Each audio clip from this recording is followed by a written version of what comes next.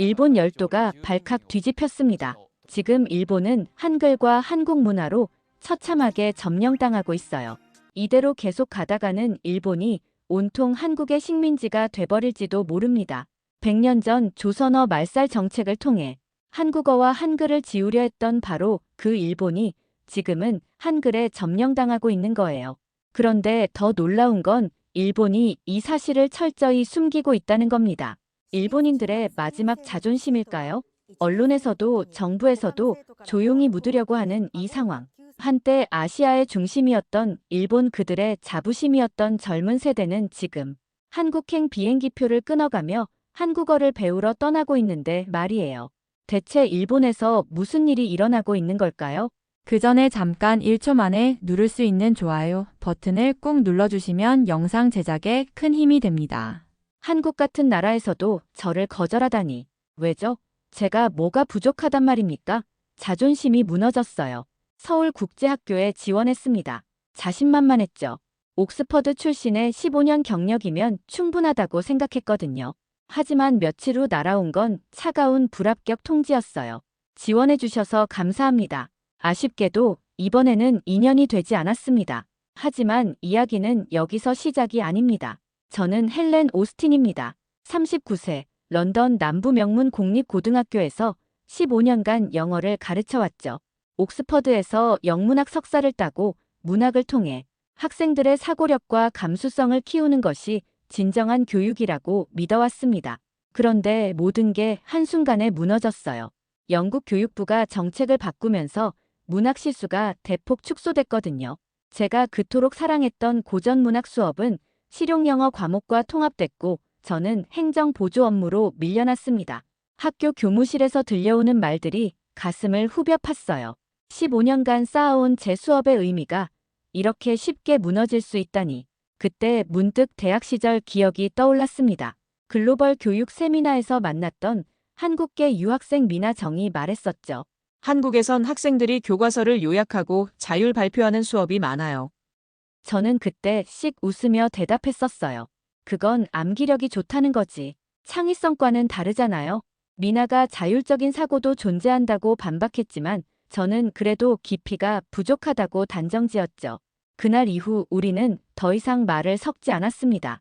당시엔 제가 옳다고 생각했는데 지금 교육 현장에서 밀려나자 그 기억이 불편하게 떠오르더군요.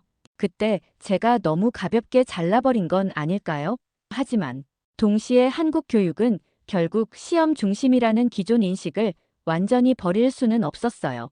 그러던 어느 날 퇴직한 교육 컨설턴트 친구가 링크 하나를 보내왔습니다. 한국 교사 채용 링크를 클릭해보니 놀라운 조건들이 나열되어 있었어요. 연봉 6천만 원 이상, 기숙사 제공, 의료보험, 왕복 항공권, 그리고 가장 눈에 띄는 문구 하나, 교사 존중 문화. 처음엔 코웃음이 나왔어요. 한국이 좀 웃음내. 하지만 이상하게 링크를 닫을 수가 없었습니다. 영국에선 저를 필요 없다고 하는데 여기선 제 같은 사람을 찾는다고. 저는 여전히 한국 교육을 낮게 평가하고 있었지만 존중받는 교사라는 단어가 자존심을 건드렸어요. 제가 마지막으로 진짜 문학 수업을 할 수 있는 곳이 정말 있을까요? 미나가 대학 시절 한국은 교사 직업이 안정되고 존중받아요라고 말했던 순간이 떠올랐습니다. 그때 저는 교사는 어디서나 똑같지.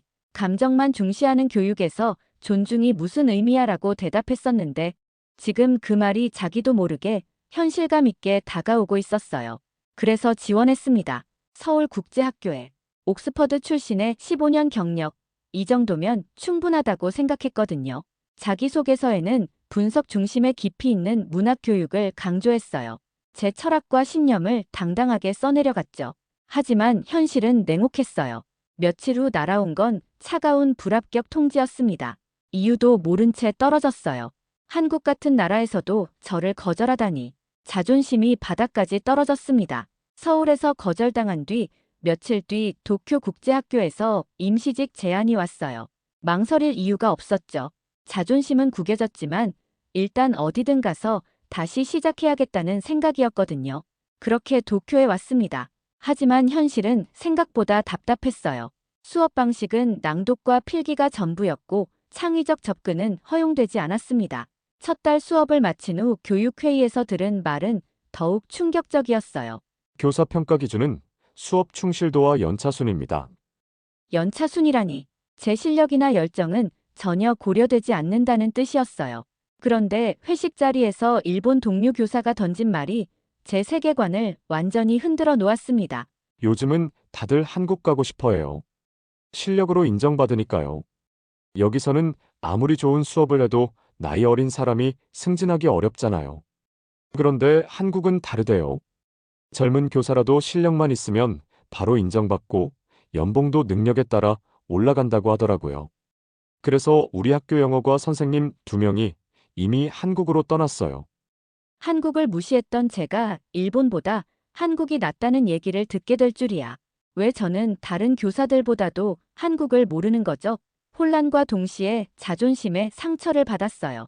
학교를 둘러보니 더욱 놀라운 광경들이 펼쳐져 있었어요. 교무실에는 한국어 토픽반 300% 확대, 한글 수능 대비반 신설이라는 공지가 붙어 있었고, 급식 뷔페에는 떡볶이와 비빔밥 같은 한식 메뉴가 추가되었더군요. 복도에서는 학생들이 한글 포스터를 붙이고 있었고, K-팝을 따라 부르는 소리가 곳곳에서 들려왔습니다. 회식 자리에서는 일본 교사들이 한국어에 대한 열정을 과시했어요. 도대체 왜지? 내가 알던 한국이 이런 나라였나? 머릿속이 복잡해졌어요. 분명 제가 대학 시절 만났던 한국은 암기 위주의 딱딱한 교육 시스템이었는데 지금 보니 일본 전체가 한국을 동경하고 있잖아요. 한글에 이렇게 열광하는 이유가 뭘까요? 제가 그토록 무시했던 한국 교육에 이렇게 열광하다니. 혹시 제가 잘못 알고 있었던 건 아닐까? 자신만 모르는 것 같은 서러움과 자존심의 붕괴를 느꼈습니다.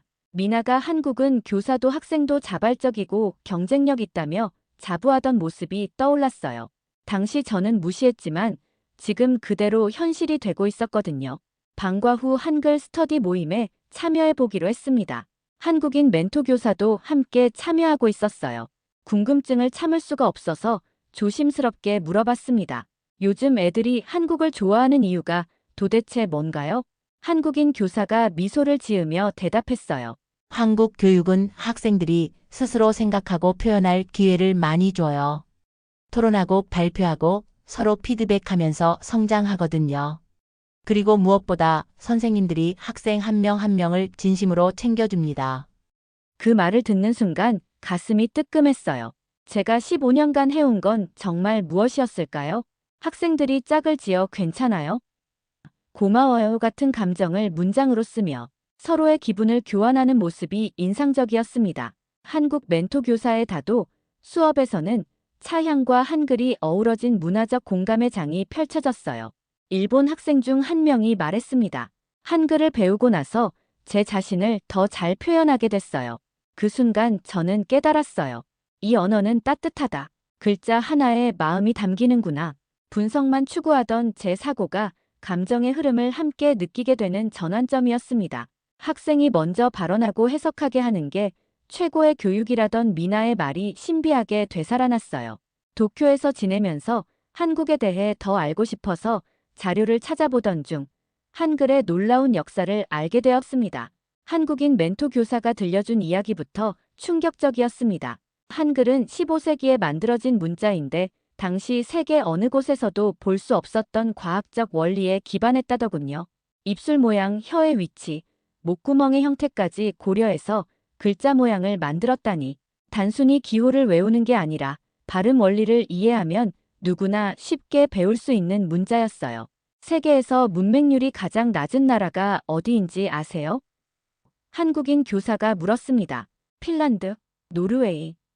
저는 당연히 북유럽 국가들을 떠올렸어요. 한국입니다. 문맹률이 거의 0%에 가까워요.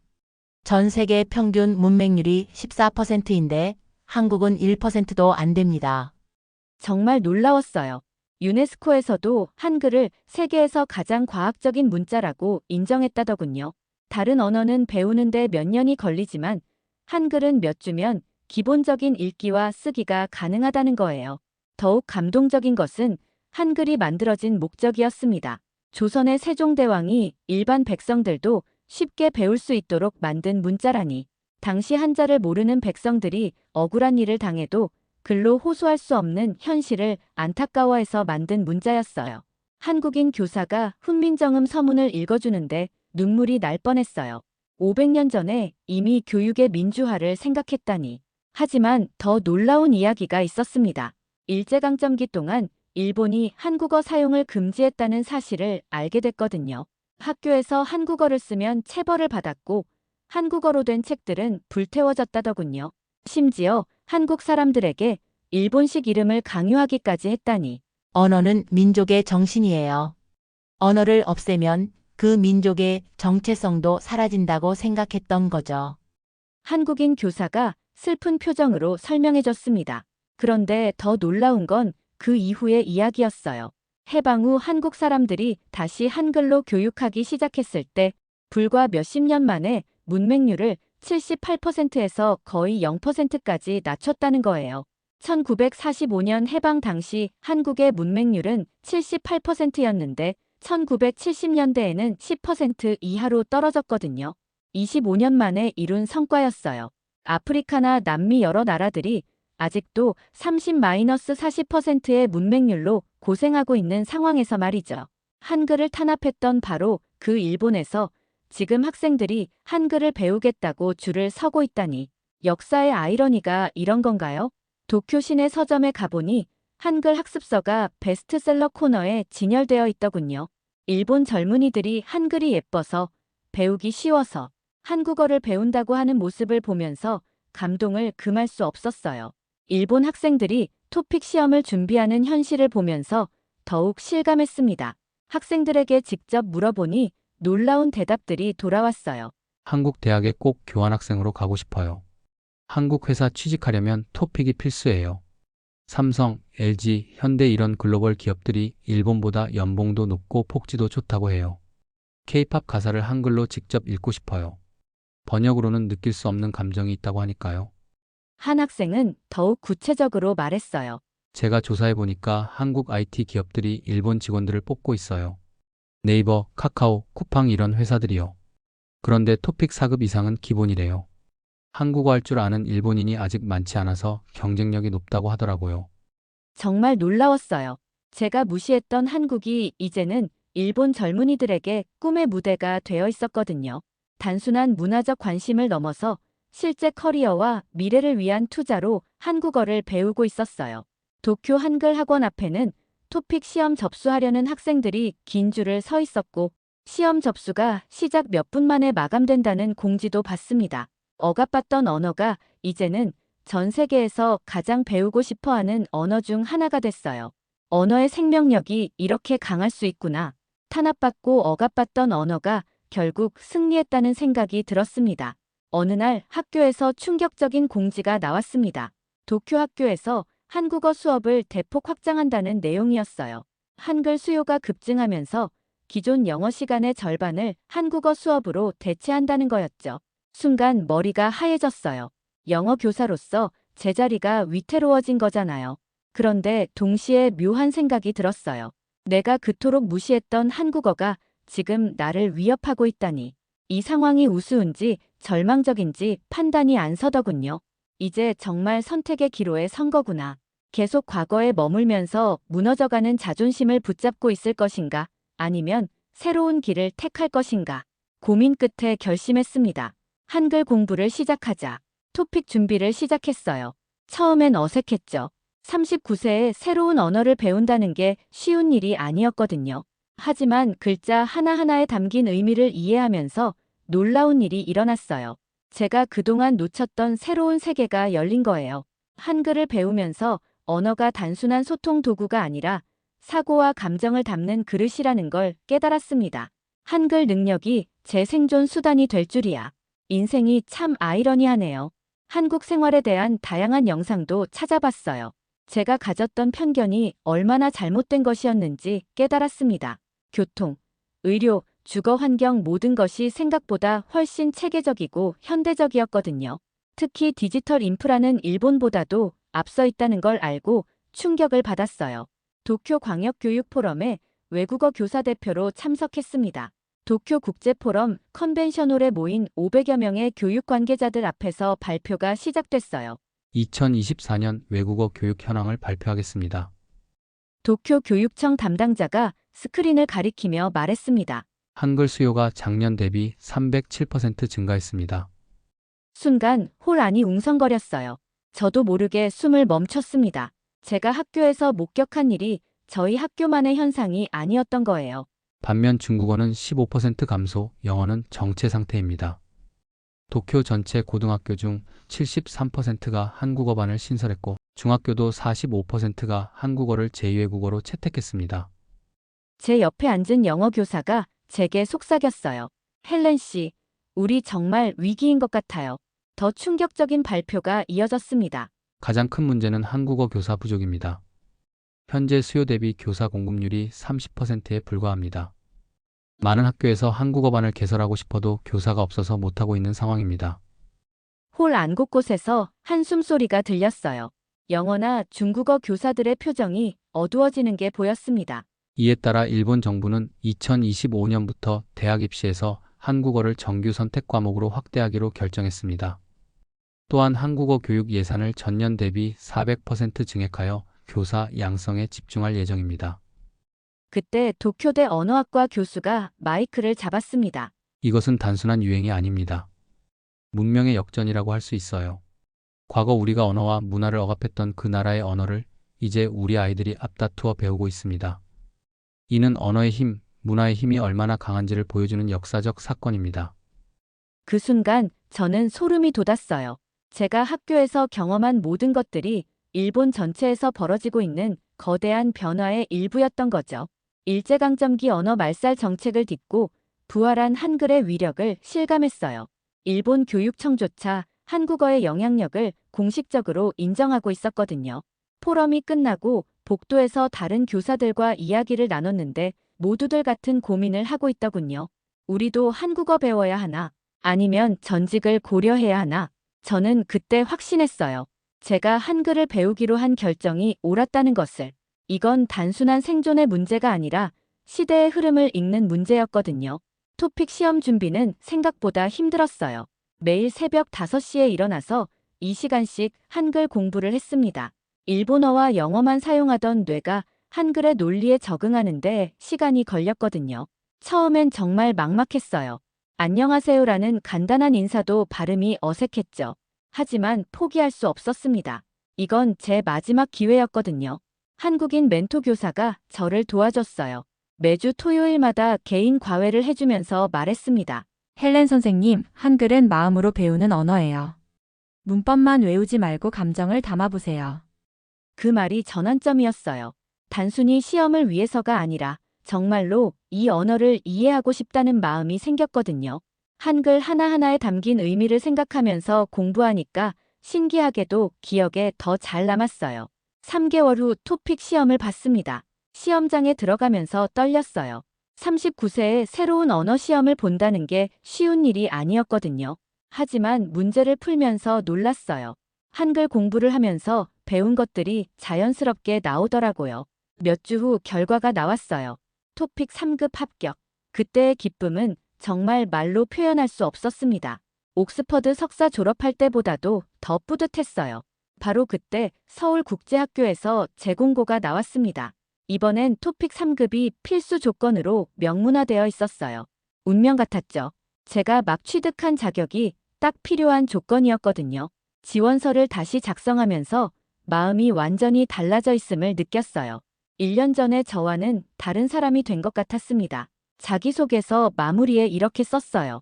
한글은 제게 문학자이자 인간으로서 새로운 시선을 가르쳐 주었습니다. 언어는 단순한 소통의 도구가 아니라 마음을 담는 그릇이라는 걸 깨달았습니다. 이번엔 다른 느낌이었어요. 첫 번째 지원할 때는 제 스펙만 믿고 오만했다면 이번엔 진정성 있는 마음으로 쓴 글이었거든요. 며칠 후 합격 통보가 왔습니다. 근무지는 인천이었어요. 이번엔 스펙이 아니라 마음이 닿았다는 확신이 들었습니다. 한글을 배우면서 변한 제 진심이 전해진 거라고 생각해요. 인천공항에 내리면서 눈시울이 뜨거워졌어요.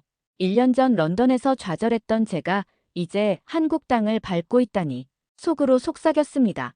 이 길이 이제 내 길이다. 한글이 단순한 자격증이 아니라 자존심 회복의 상징이 되었어요. 제 인생을 바꾼 문자.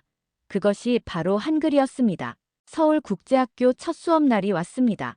교실 문을 열고 들어가는 순간 가슴이 두근거렸어요. 1년 전 런던에서 무너진 자존심을 회복할 수 있을까요? 칠판 앞에 서서 분필을 들었습니다. 손이 조금 떨렸어요. 그리고 천천히 한글로 써내려갔습니다. 헬렌 오스틴 선생님입니다. 제가 직접 쓴 한글을 보는 순간 뭉클했어요. 1년 전만 해도 상상도 못했던 일이었거든요. 한글 하나하나가 제 새로운 시작을 의미하는 것 같았습니다. 학생들이 일어나 정중히 인사했습니다. 선생님, 안녕하세요. 그 한국어 인사가 제 귀에는 천상의 음악처럼 들렸어요. 첫 수업을 마치고 교무실로 돌아오니 제 책상 위에 쪽지 하나가 놓여 있었어요. 선생님, 고마워요. 오늘 수업 정말 재미있었어요. 그 순간 눈가에 뜨거운 눈물이 맺혔습니다. 영어와 한글이 함께 쓰인 그 쪽지에서 학생의 순수한 마음이 느껴졌어요. 이 언어는 그저 문자가 아니라 감정의 언어구나. 마음을 전하는 다리구나. 동료 한국인 교사가 다가와서 말했습니다. 헬렌 선생님, 한글로 자기소개 쓰신 거 보고 학생들이 정말 좋아했어요.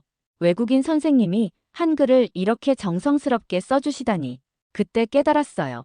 한글은 단순한 소통 수단이 아니었습니다. 존중과 배려, 그리고 진심을 전하는 매개체였어요. 세종대왕이 500년 전에 백성을 생각하며 만든 그 마음이 지금도 살아있는 거죠. 퇴근 후 인천송도 바닷가를 걸으면서 생각했습니다. 일제강점기에 억압받았던 이 언어가 지금은 전 세계 사람들이 배우고 싶어하는 언어가 됐어요. 저처럼 영국에서 온 교사도 한글 덕분에 새로운 인생을 시작할 수 있게 됐고요. 한글의 위대함은 단순히 과학적이라는 데만 있는 게 아니었어요. 사람의 마음을 움직이는 힘이 있었거든요. 배우기 쉬워서 누구나 접근할 수 있고 감정을 세밀하게 표현할 수 있어서 마음과 마음을 이어주는 다리 역할을 하는 거죠. 제가 대학 시절 무시했던 한국 교육과 한글이 결국 제 인생을 구원해줬어요. 잃었던 자존심과 교사로서의 정체성을 되찾게 해준 거죠. 칠판에 헬렌 오스틴 선생님입니다라고 쓰면서 느꼈어요. 제 인생이 이 아름다운 언어로 다시 써지고 있구나. 한글과 함께하는 새로운 교육, 이제 진짜 교육이 시작되는 거죠. 세종대왕의 백성 사랑 정신이 500년을 넘어 영국에서 온 한 교사의 삶까지 바꿔놓았습니다. 이것이 바로 한글의 진정한 위대함이 아닐까요? 오늘의 사연은 여기까지입니다. 구독과 좋아요는 영상 제작에 아주 큰 힘이 됩니다. 내일 더 좋은 이야기로 찾아뵙겠습니다. 감사합니다.